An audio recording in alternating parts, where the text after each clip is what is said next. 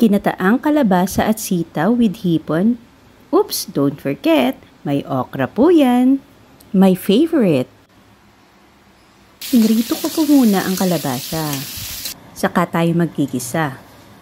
Bawang, sibuyas, at luya. Lagyan na po natin ng patis. Unahin natin ang kalabasa.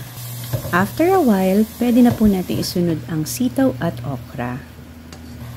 Lagyan ng asin, paminta, at ang ating gata.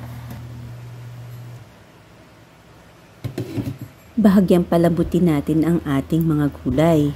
Pag medyo malambot na, pwede na natin ilagay ang ating mga hipon.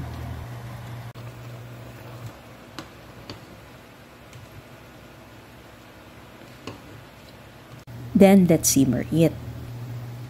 Make sure na hindi po na-overcook yung ating shrimp.